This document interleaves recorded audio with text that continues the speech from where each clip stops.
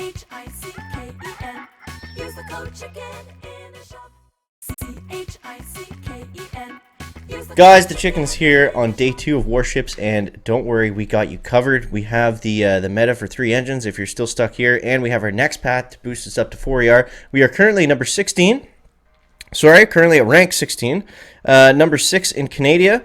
And I believe we're, I was just outside of the top 100 earlier, so we dropped a little bit. Still top 150, so I mean, we're hanging in there. But yeah, guys, make sure that you join up our Discord server. The link to that is in the description. If you find this video is helpful, I do appreciate it if you use the code chicken in the shop. And of course, don't forget to subscribe to the channel for everything that is season 20. That's 20 seasons now of Warships. So, all right, so here's the base. This is the base that we're going to be using, and it works very, very well. It's not so good that it's just going to get you auto wins, but this is what you need to be able to compete. So we'll get into that more in a second. First, let's go over the tech tree, because there's two key upgrades that you need before you go to 4 engines, in my opinion. Now, the original plan was to get to just simply run out and gun out and get out to 4 and get into this kind of trifecta, sancfecta.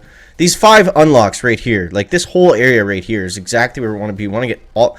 We want to be the first one to get there and get all that stuff. That's the, that's like just the mecca of effective tech, if you will. Kind of a weird thing to say, but we said it. So, yeah. So there was 2 things that we needed to do before we go there. And you could probably already see them. So, number 1, we had to get this early on troop health. Now, initially, I was going to skip this, but for 16 keys. It really beefs up those warriors. It allows them to stay alive.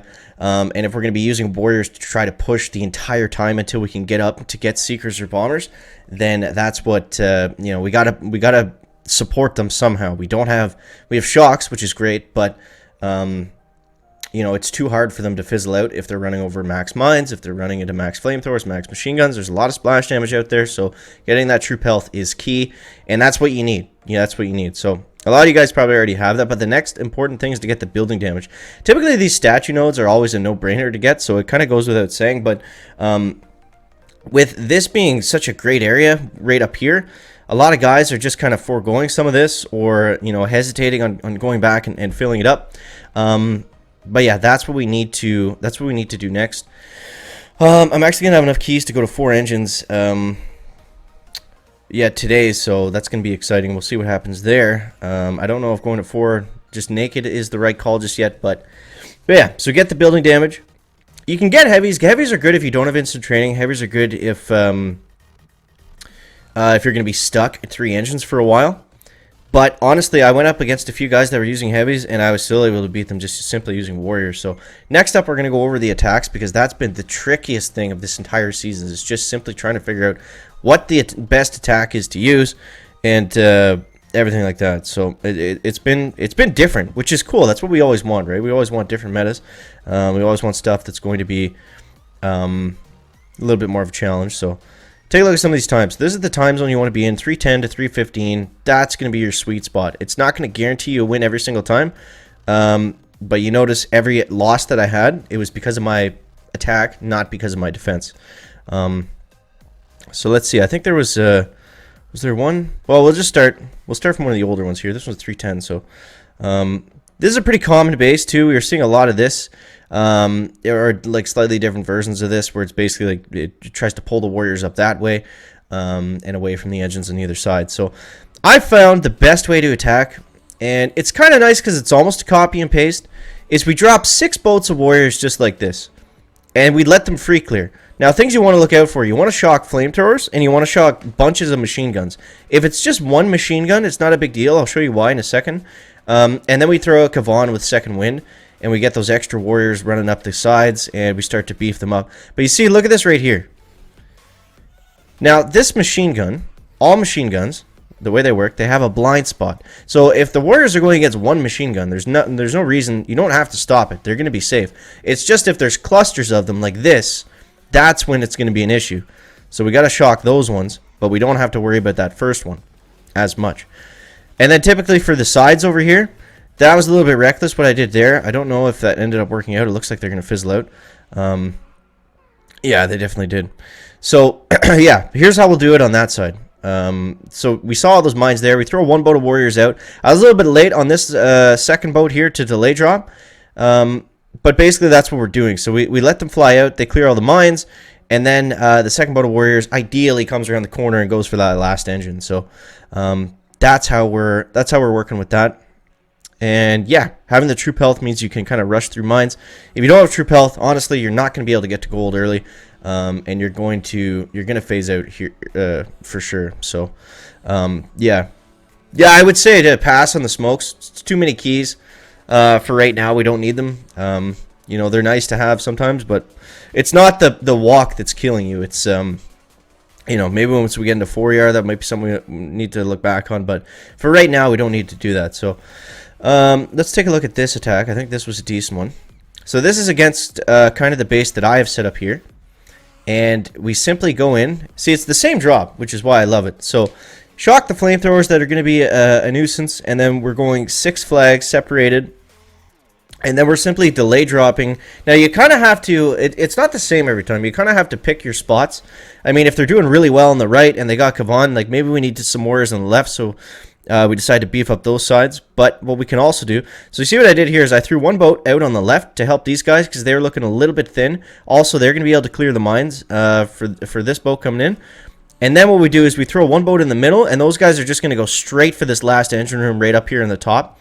And yeah, it's tricky because you have like 3 attacks that you have to control all at once, and you got to make sure your GBE is going out to the right spots. But yeah, that's the way we're able to do this here. Now you see, I only have a handful of warriors left alive on this side. I should have shocked that machine gun a little bit earlier, but you know, we were able to plow our way through it. And you know, that's a sloppy hit, but we still ended up getting a good time. So that's exactly what we need to do. If we're using warriors. If you're using riflemen, it's kind of the same thing. You throw them out. You just got to be more careful of machine guns and flamethrowers. They're a little bit more squishy. And yeah, so you got to make sure that all your splash damage is covered. And if you're going to do riflemen, it's kind of the same thing. It's a split drop. You know, shock stuff, and then just kind of go from there. So that's what has been working for us here. So let's show a base defense. And we'll just go over this base kind of because it is really solid. So this guy's using warriors, of course. Seems to be what everybody's using.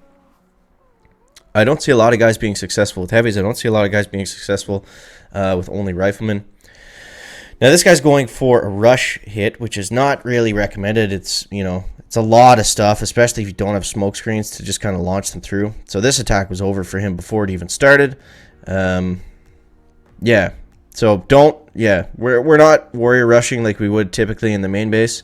This is a more kind of free clear style strategy, and yeah, that's what we need to focus on. So it's happy we were able to get up to 16. I believe that we finished. I believe that I was a little bit higher after a win streak. I fell back, so but I think, you know, we just gotta kind of maintain position, collect our gold chests, and then once we get into secrets and stuff, that's going to be a really good time to push and attempt to move forward. So that is kind of our plan for right now. Let's go over one more hit here.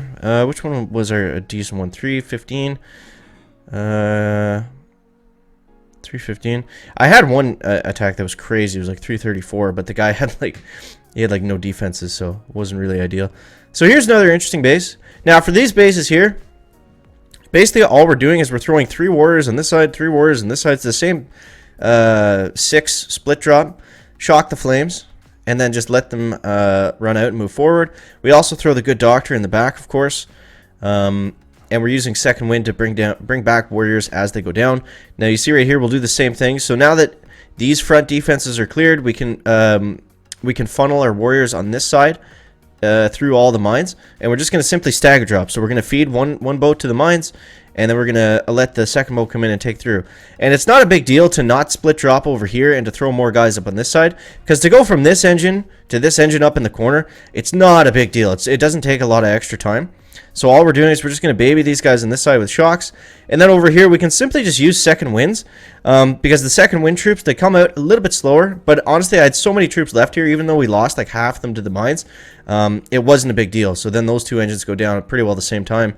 And we got our best time of the day so far. So, guys, I hope that helps you out. I hope it gets you out onto the right foot. And yeah, it's been an interesting season so far, and we're in pretty good shape. I was a little bit worried this morning when we were stuck at rank 13 in the live stream for so long, but we made some changes, we adapted, and now we put ourselves in a really good spot to get off to a great start this season. So hope that helps you guys out. As always, guys, thank you so much for watching. That is going to wrap it up for the video today. Make sure to leave a like if you found it interesting, entertaining, or informative, and we'll see you next one, guys. Check it out. Back.